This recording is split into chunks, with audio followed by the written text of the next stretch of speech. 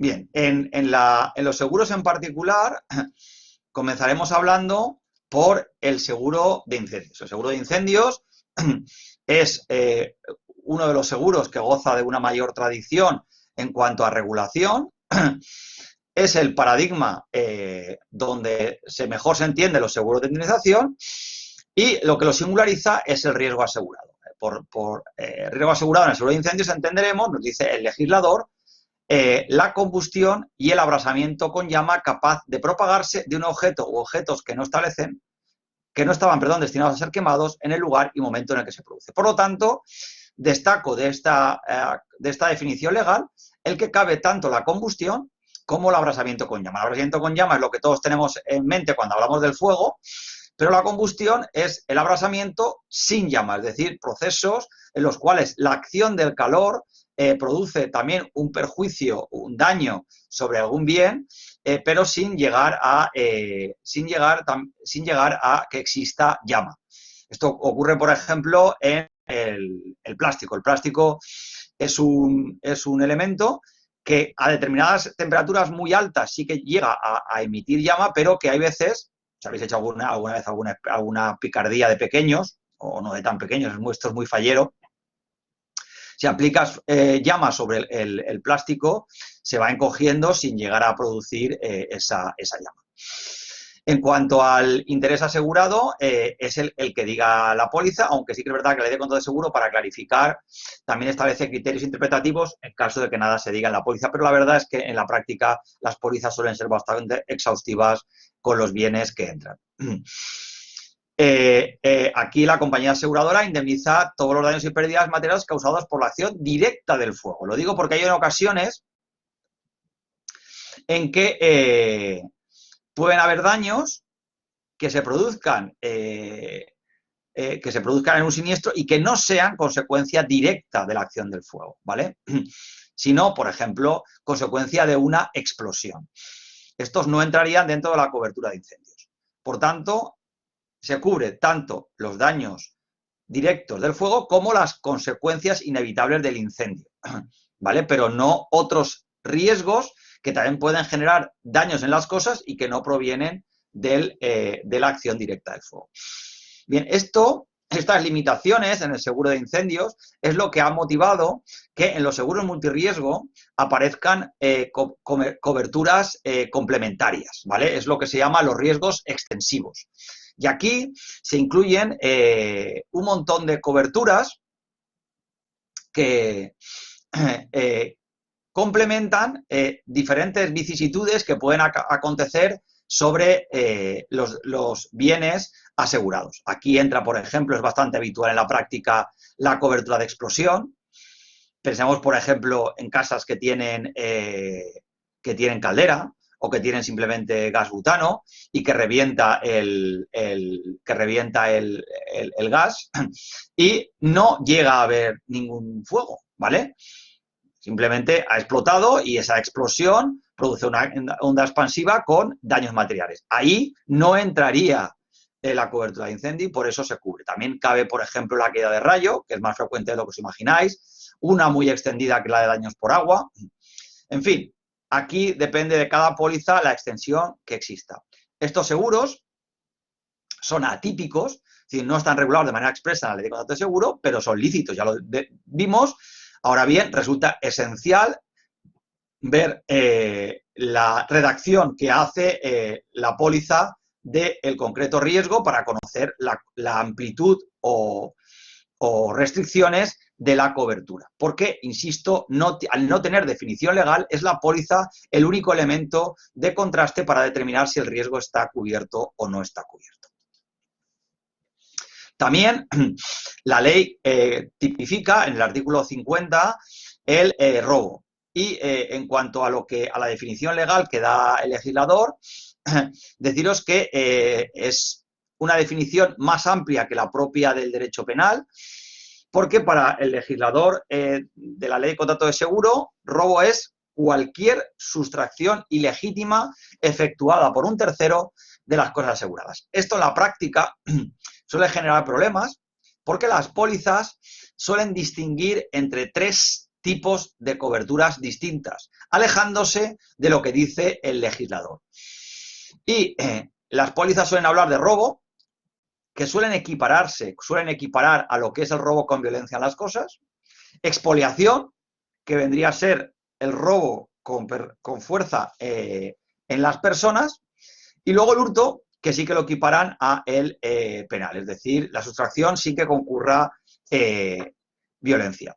Bueno, pues las pólizas suelen incluir algunas, otras no. Normalmente lo más habitual es que esté cubierto el robo y la expoliación, pero el hurto muchas veces es excluido y su inclusión depende del pago de una sobreprima, lo cual también genera problemas en cuanto a lo que es si el riesgo está incluido o no excluido y toda la problemática que hemos visto en cuanto a cláusulas limitativas, delimitativas, control de incorporación que hemos visto en las clases previas.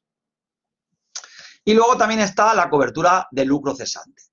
Bien, todo lo que hemos visto hasta ahora, la compañía aseguradora indemniza el daño.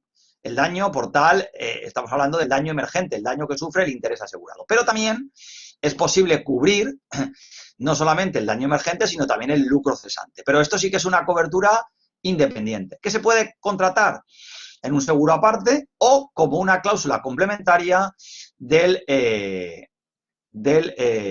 este tipo de otro tipo de riesgos. Por tanto, para que concurra, hace falta que acontezca el riesgo descrito en el contrato, ¿vale? Y, en segundo lugar, que exista un nexo de causalidad entre el acontecimiento cubierto por lucro cesante y la falta de obtención de beneficios probables.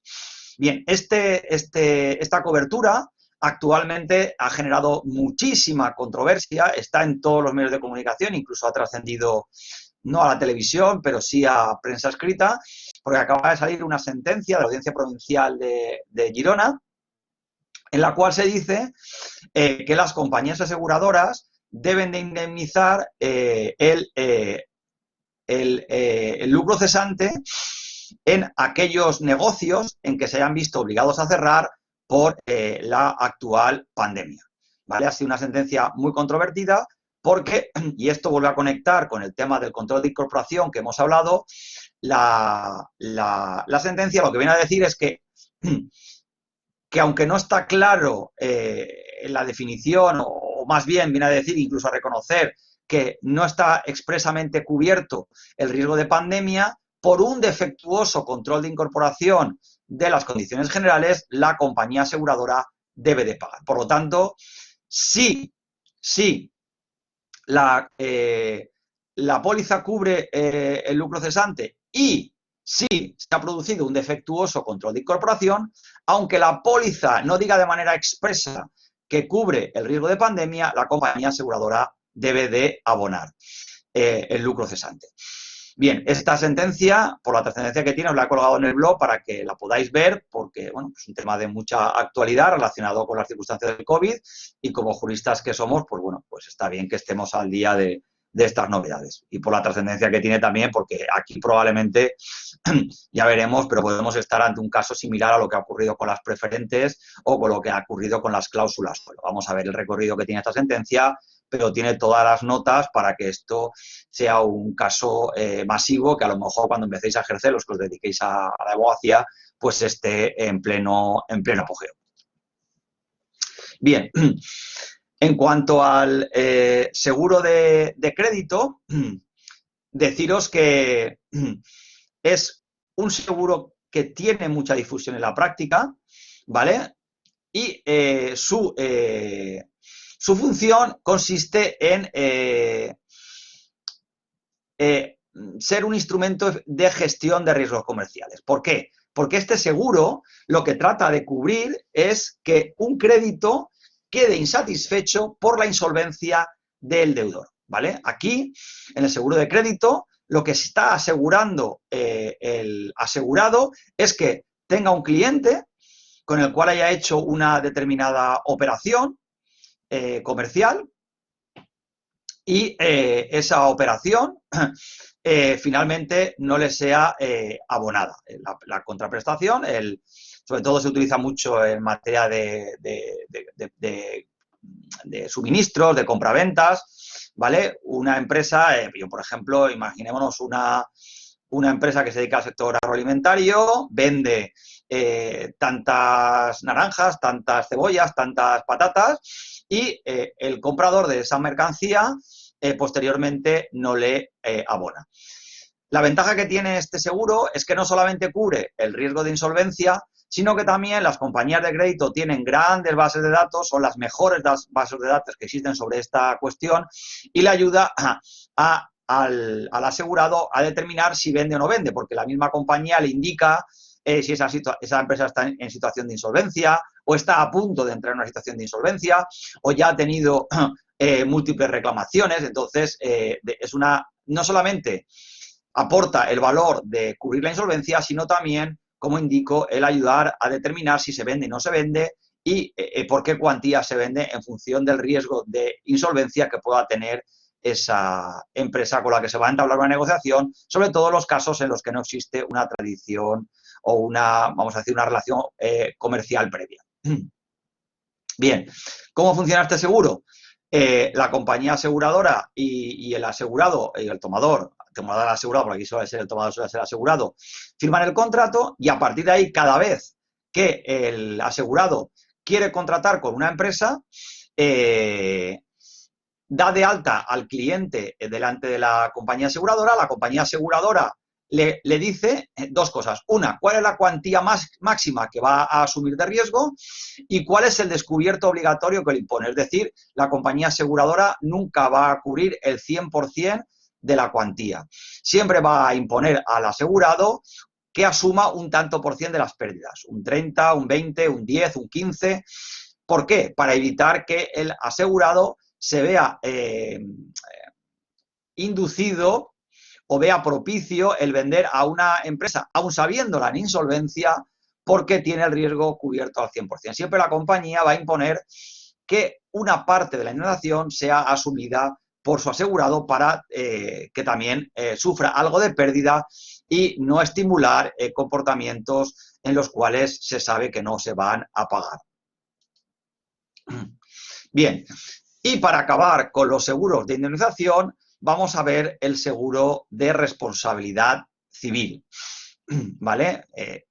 Este seguro, sin duda, es uno de los que más juego da en la práctica, en el ejercicio de la abogacía, y es aquel por el que el asegurador se obliga, nos dice el legislador, bueno, aunque aquí esta definición está mejorada, dentro de los límites previstos en la ley y en el contrato, al pago de las indemnizaciones a que venga obligado el asegurado como civilmente responsable de los daños ocasionados a terceros relativos a la específica responsabilidad prevista en el contrato y con carácter general derivado de un hecho ocurrido durante el periodo de vigencia del mismo, así como asumir, en su caso, la dirección jurídica de la defensa frente a la reclamación del tercero, los gastos que ello ocasione y el depósito de las correspondientes fianzas. Bien, de este concepto, que insisto, es el legal con alguna modificación, destacaría varias cosas. En primer lugar, este seguro cubre tanto la indemnización derivada de la responsabilidad civil como los gastos judiciales. Lo digo porque muchas veces en la práctica suele ser más importante la cobertura de los gastos que la propia de la responsabilidad civil, porque si por ejemplo, en el seguro de responsabilidad civil de administradores, es frecuente que se establezca una reclamación, que no haya una condena, pero que los gastos judiciales puedan ser importantes. Bien, en este caso, insisto, esta parte de la cobertura también juega un papel muy importante. Primera idea, por tanto, cubre la posible condena en un proceso de responsabilidad civil o incluso el abono de alguna cantidad extrajudicialmente, pero también los gastos que acarrea la defensa jurídica. Primera cosa. Segunda cosa, cubre la responsabilidad civil delimitada en la póliza. ¿Esto qué quiere decir? Que no hay ningún seguro de responsabilidad civil y que cubra cualquier responsabilidad civil. Por lo tanto, siempre va a estar circunscrita a algo. Responsabilidad civil por la explotación de un negocio, responsabilidad cifil patronal, que es la que deriva de la condición de empleador de un empresario. Responsabilidad civil por producto defectuoso, responsabilidad civil como propietario de un inmueble. En fin, la responsabilidad civil de algo. Ahora bien, y eso sí, se puede cubrir la responsabilidad civil contractual y la extracontractual, aunque ya también os digo que la mayoría de las pólizas lo único que pretenden cubrir es la responsabilidad civil extracontractual. Hay bastantes reticencias a cubrir responsabilidades civiles contractuales, pero eso dependerá de cómo esté configurada la concreta póliza, porque nada impide a que se cubran responsabilidades civiles contractuales, ¿vale? Bien.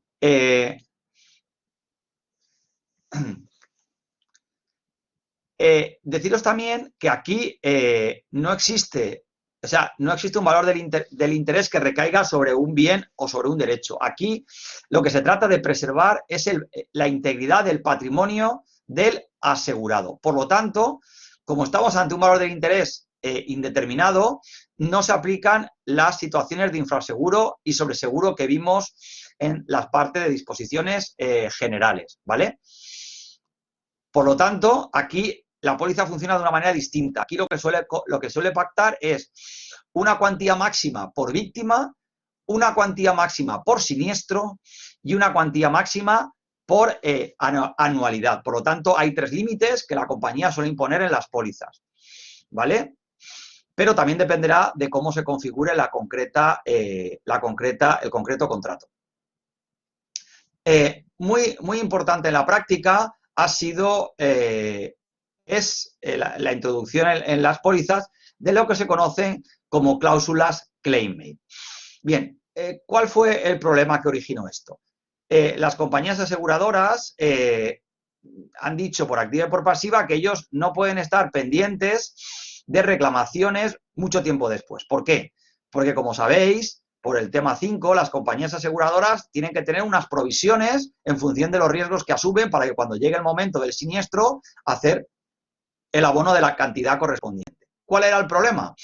Que en determinadas responsabilidades, que sí que son médicas y que las compañías, perdón, que son civiles y que las compañías sí que asumen como contractuales, el caso más claro fue el tema de las responsabilidades civiles médicas, ¿vale? Las compañías aseguradoras, más en España, que hasta hace bien poco, el plazo para reclamar era de 15 años, decían, hombre, es que lo que nosotros no podemos estar esperando es 15 años con un dinero ahí parado, porque la rentabilidad financiera de eso es fatal, es muy baja y no podemos asegurar en estas condiciones. Por lo tanto, el legislador intervino y admitió el que se pudieran establecer restricciones a la cobertura por parte de las compañías aseguradoras. Y se admiten 2 tipos de cláusulas claim-made. Primer tipo de cláusula, las de cobertura posterior. Y la segunda son las de cobertura retroactiva. ¿Cómo funcionan estas cláusulas? Bueno, el Tribunal Supremo ha dicho con claridad que el siniestro es el hecho dañoso. Es decir, si un médico hace una operación y mata al paciente en esa operación, está claro que el siniestro es la operación, es el hecho donde se ha producido el daño. Ahora bien, puede ocurrir que ese señor se muera o esa señora se muera y no haya ninguna reclamación, por lo tanto, realmente la compañía aseguradora quedaría indemne. El segundo momento en el cual es relevante a la hora de ver el siniestro es cuando se produce la reclamación por parte de la víctima. Y luego habría un tercer momento también relevante, es ver si existe una condena relativa a esa reclamación. Bueno, el legislador nos dice, sí, primer sistema de cláusulas claim-made, sí, si la póliza, ¿vale? Si el hecho dañoso se produce durante la vigencia de la póliza, ¿vale? Durante la vigencia del contrato de seguro, la compañía aseguradora está obligada a atender reclamaciones que se produzcan dentro de un año después, como mínimo, se puede ampliar contractualmente, dice, pero por lo menos un año después de la finalización del periodo de cobertura. Es decir, si una póliza cubre del 1 de enero al 31 de diciembre de este año, del año 2021, y el 31 de diciembre del año 2021 se suspendiera este contrato, se optara por no renovarlo, la compañía aseguradora debería asumir los siniestros que, produciéndose durante el año 2021, sean reclamados por las víctimas durante el año 2022. ¿Vale? Estas son las cláusulas de cobertura posterior. Y la otra posibilidad, ¿vale? La otra cláusula que también se admite en las pólizas son las que, si la compañía aseguradora cubre el año 2021, puede establecer que siniestro para esa póliza no sea el hecho dañoso, tal y como dice el Tribunal Supremo, sino que para esa póliza el siniestro sea la reclamación, la mera reclamación de la víctima. Bueno, pues en este tipo de pólizas, si se opta por que sea siniestro la reclamación y la cobertura empieza del 1 de enero al 31 de diciembre del año 2021, el legislador impone que la compañía aseguradora cubra aquellos hechos dañosos que se hayan producido un año antes de la contratación de la póliza. Es decir, que si la operación se produjo en el año 2020 y la reclamación se hace en el año 2021, la compañía aseguradora vendría obligada a cubrir. Ahora bien, y con esto acabo esta parte de la explicación, deciros que este sistema puede originar que alguien que ha tenido una póliza de seguros de responsabilidad civil durante toda su vida se encuentre con que no está cubierto por la aplicación de este tipo de cláusulas. Bien.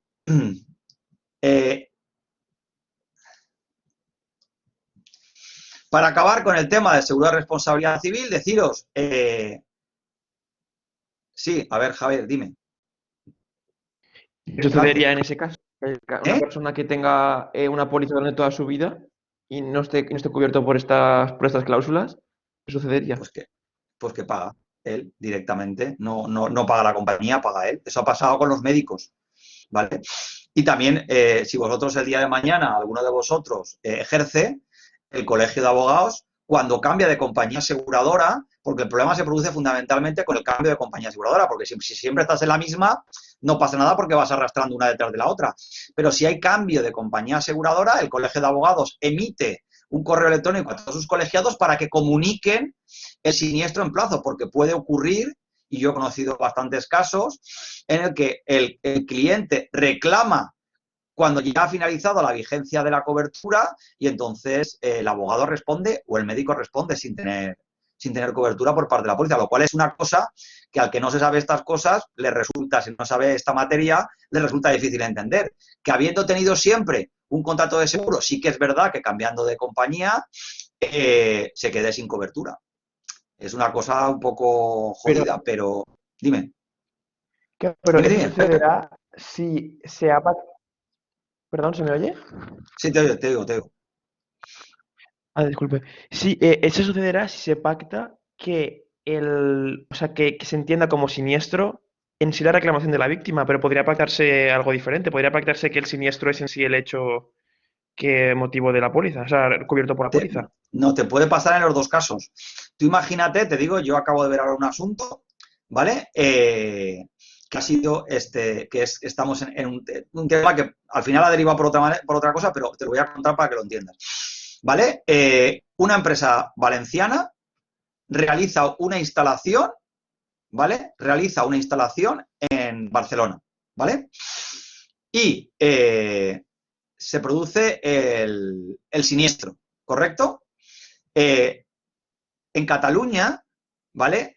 La responsabilidad civil extracontractual prescribe a los 3 años. No es como el régimen común, que prescribe al año. Con lo cual, si tú cambias de asegurador de responsabilidad civil y tú este año has tenido el siniestro, ¿vale? Si en Cataluña te entra la reclamación 2 años después, ¿tú este año estabas cubierto? Sí. Pero la compañía no te va a cubrir porque la reclamación por parte, en este caso era una comunidad de propietarios, te ha notificado, o sea, te ha presentado la demanda 2 años después. La acción de responsabilidad civil extracontractual no ha prescrito, porque Cataluña son 3 años y ya no tienes cobertura porque, habiéndose producido el hecho dañoso en un periodo que tú tenías asegurado, la reclamación llega más de un año tarde y entonces la compañía no te cubre. ¿Vale, Javier? De acuerdo, Que gracias. yo sé que esto es jodido, pero así Un es, poco sobre todo lioso, pero aquí. sí. Bueno, sí, sí, lioso y sobre todo te digo bastante insatisfactorio porque aquí ha pasado bastante, donde ha habido más asuntos ha sido en el tema los colegios, del colegio de médicos, porque el colegio de médicos hubo una época que cambiaba con frecuencia de póliza y ahora ha habido muchos que no han tenido cobertura porque la relación jurídica con el paciente, ¿vale? Estamos hablando de sanidad privada, ¿vale? Es contractual. Si tú, me venía comentando hoy un amigo que últimamente los números unos del MIR son todos gente que coge dermatología porque luego evoluciona hacia cirugía estética, ¿vale? Si tú te operas de cirugía estética, ¿vale? La relación jurídica, ¿cuál es? ¿Contractual o extracontractual? Pregunto, Javier. ¿Tú qué piensas? ¿Puedes repetir la pregunta? Perdone.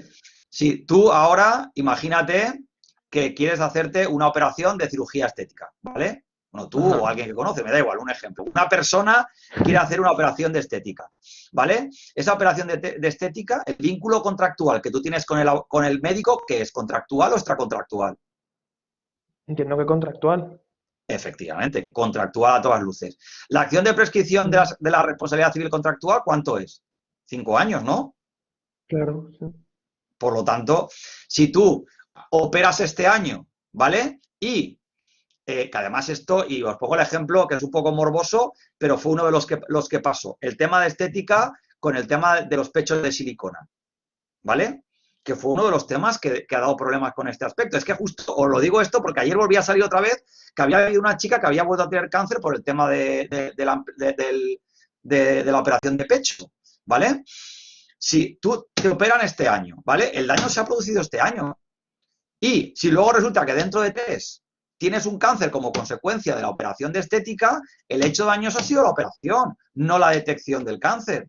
Y por lo tanto, si te reclama la paciente de cáncer, la paciente a la que le hiciste la operación de estética para ampliarle el pecho, que ha tenido ese problema, no vas a estar cubierto si ha habido un cambio de compañía aseguradora. ¿Vale? Que yo sé que esto Sí, sí, es exacto. Sí, una... es deficiente el sistema, pero es que es. Bueno, deficiente, es un tema también de cobertura, quiero decirte, y eso que ahora se ha arreglado en parte porque la cobertura son 5 años. Perdón, la prescripción es a 5 años, imagínate cuando eran 15.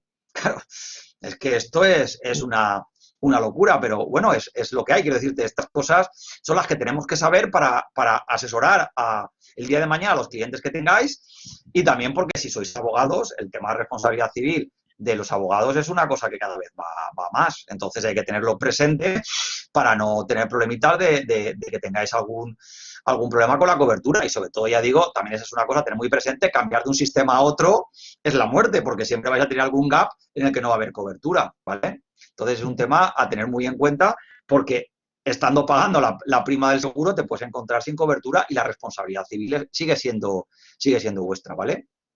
Bueno, De eh, acuerdo, gracias. bueno, de todas formas, os animo a todos, como Javier, si tenéis alguna duda a lo largo de la exposición, interrumpís y habláis. Bien, para acabar, deciros que la obligación del asegurador respecto de la deuda de responsabilidad civil del asegurado, ¿vale? Es que si se determina la responsabilidad del asegurado, ya sea judicial o extrajudicialmente, a veces que las compañías transan en nombre del asegurado. Oye, yo asumo siniestro, sé que he de pagar, la compañía aseguradora me refiero, y paga, y ya está. Y no hace falta llegar a procedimiento judicial, ¿vale? En ese caso, la compañía... nada, tranquila. Eh, la, la compañía abona lo que es la indemnización más los gastos judiciales. Ahora bien, un supuesto que también se produce con frecuencia es que el tercero reclame contra el asegurado y la compañía rechace el siniestro.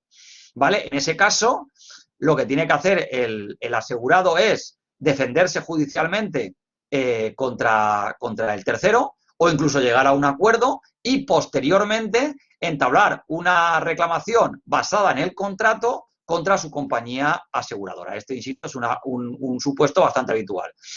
El asegurado de la responsabilidad civil de una vivienda sufre unos daños por agua de un tercero,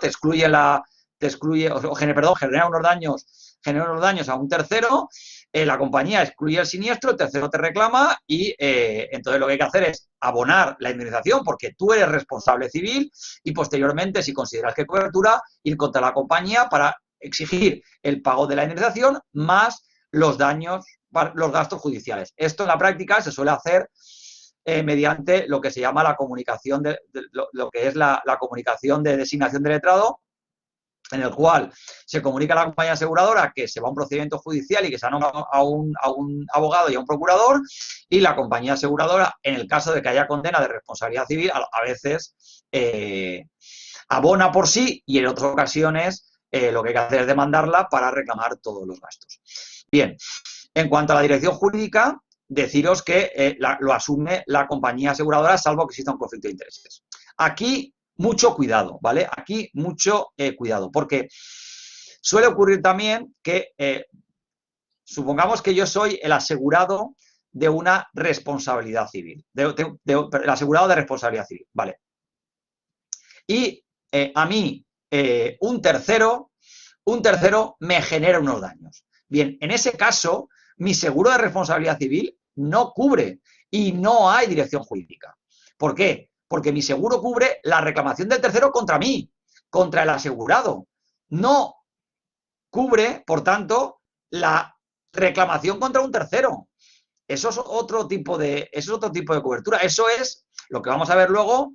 Eso sí que entraría dentro del seguro de defensa jurídica, que es un seguro distinto. Por lo tanto, la compañía aseguradora, si un tercero víctima de unos daños reclama al asegurado, la compañía aseguradora cubre los gastos judiciales, pero no al revés. Si el asegurado sufre un siniestro por parte de un tercero, la compañía no asume la dirección jurídica en virtud del seguro de responsabilidad civil. Otra cosa es que pueda tener la cobertura de defensa jurídica, que ahí sí que se haría cargo la compañía aseguradora, pero no por el seguro de responsabilidad civil. Bien, y por último, tenemos que hablar de la acción directa. Bien, la acción directa está regulada en el artículo 76 y es la que permite al perjudicado ir directamente contra la compañía aseguradora. Bien, por lo tanto, cuando existe una responsabilidad civil asegurada, caben tres opciones, procesalmente hablando. La primera es que la víctima reclame al asegurado, es decir, al causante de los daños, ignorando la existencia de un seguro de responsabilidad civil. Segunda posibilidad, el perjudicado reclama única y exclusivamente al asegurador en virtud de la acción directa o, lo cual suele ser lo más frecuente, el perjudicado reclama tanto al causante de los daños, es decir, al asegurado, y a su asegurador de responsabilidad civil. ¿Qué ventajas tiene esta última? Que evitas que si por alguna de aquellas reclama solamente a la compañía aseguradora quede indemne porque el seguro no cubra y haber perdido el procedimiento completamente. Lo normal es, insisto, es que se reclame a los dos, al asegurado y a la aseguradora, al asegurado por ser el responsable de los daños y ser el que tiene que pagar sí o sí por ser el responsable civil, y a la compañía aseguradora para evitar también problemas de ir solamente contra el asegurado y que éste luego no tenga dinero o haya algún tipo de problema. Aunque también es frecuente ir solamente contra la compañía, pero vamos, es muy frecuente acudir contra los dos. Bien, además deciros que esta acción directa es como indica el legislador, es inmune a las excepciones que pueda corresponder al asegurador contra el asegurado. Es decir, que la compañía aseguradora debe de abonar y si existe alguna excepción oponible, en ese caso repite contra su asegurado. Pero la compañía debe de abonar. Es una norma, por tanto, en protección de la víctima, ¿vale? En protección de la víctima. Aquí ha habido mucha polémica con respecto a los siniestros causados dolosamente por la compañía, causados dolosamente por el asegurado, ¿vale? El primer caso que hubo en España fue un asunto muy desgraciado, en el cual un señor, por llamarlo de alguna manera, o un energúmeno si preferís, esperó a su antigua novia a la salida del baile en las fiestas de su pueblo. Y con el vehículo pasó por encima de ella 3 veces hasta causarle la muerte. Bien, aquí se estableció si existía o no, al margen de que evidentemente había ocurrido un delito, ¿vale? Que eso nadie lo dudó. La cuestión estaba en si la compañía aseguradora debía de abonar o no debía de abonar la indemnización a la familia de la víctima, ¿vale? El Tribunal Supremo determinó que sí, que lo que había que hacer era proceder a indemnizar a los herederos de la víctima sin perjuicio de su posible repetición contra su asegurado, ¿vale? Bien, y visto el seguro de responsabilidad civil, me queda por abordar el seguro del automóvil. Bien, el seguro del automóvil realmente es una acumulación de diferentes seguros en una misma póliza. En el seguro del coche, si vosotros veis la póliza cuando contratáis, pueden haber varias coberturas. Siempre va a estar el seguro obligatorio, que está muy regulado y que como consecuencia de que en España se aplica la directiva comunitaria reguladora de la cuestión, que ha ampliado sensiblemente las cuantías que debe de cubrir el obligatorio, este está y tiene un ámbito muy amplio. Luego está el voluntario. El voluntario en la actualidad, insisto, por la amplitud de las coberturas del seguro obligatorio, tiene poca virtualidad práctica porque casi siempre las cuantías van a estar dentro del obligatorio, pero es habitual que la compañía ofrezca un poquito más de cobertura porque puede haber algún siniestro un poco raro, sobre todo siniestros múltiples, que no llegaría a la cobertura obligatoria. Pero digo, la mayor parte es el obligatorio, a lo que se superpone un seguro de responsabilidad civil voluntario para las cuantías que no alcanza el obligatorio. Y la tercera garantía, que suele ir casi siempre vinculada en la póliza, de hecho en el mercado, según me comentan a mí los distribuidores, no se ofrece si no están las tres, es el seguro de ocupantes, que actualmente es el seguro del conductor, ¿vale? Tener en cuenta que el seguro de responsabilidad civil cubre a las víctimas. Pero claro, es que el que ha causado los daños, en caso de que sea el culpable en el siniestro, es el conductor. Bueno, pues en ese caso, el seguro también cubre, aquí no como responsabilidad civil, sino como un seguro de accidentes. Es decir, si el conductor sufre alguna lesión, él estaría cubierto por el seguro de ocupantes, sino por el seguro de responsabilidad civil, que sí que cubriría, y ha sido otra de las cosas que se modificó hace ya tiempo, al resto de los ocupantes, ¿vale? Por lo tanto, seguro de responsabilidad civil obligatorio, seguro de responsabilidad civil voluntario, que amplía las coberturas de obligatorio, y el seguro del conductor, que cubre como seguro de accidentes al conductor en el caso de que sea el culpable en la producción del siniestro. A este tipo de coberturas, que ya digo que siempre se va a imponer en la práctica su contratación, porque las compañías sí lo quieren, se suele añadir seguros de daños sobre riesgos concretos, pues el seguro de incendio del vehículo, el seguro de robo del vehículo, el seguro de rotura de lunas del vehículo. Bien, en definitiva son seguros que cubren determinados riesgos sobre el vehículo, ¿vale? Muy habitual, por ejemplo, la de rotura de lunas. Si me rompen el cristal del coche, la compañía paga. Aquí no es un seguro de responsabilidad civil, es el seguro que cubre los daños, igual que puede ser el de incendio. Y luego, ¿vale? Está también la posibilidad de suscribir lo que se conoce como el todo riesgo. El seguro de todo riesgo, lo que hace la póliza es convertir el seguro como una cobertura universal de cualquier riesgo que pueda afectar a el vehículo, ¿vale? Por tanto, aquí ya no se cubren riesgos concretos, incendio, robo, rotura de lunas, caída de granizo, sino todos los riesgos que puedan afectar al vehículo como interés asegurado. Y también suele ser habitual, el mercado lo ofrece, ya depende de la prima que se quiera pagar, que se pueda cubrir asistencia en carretera. Este es un seguro de prestación de servicios, que lo hemos comentado, que aquí que te cubren el que si el coche se estropea, vaya una grúa a remolcarlo o incluso a darte asistencia mecánica.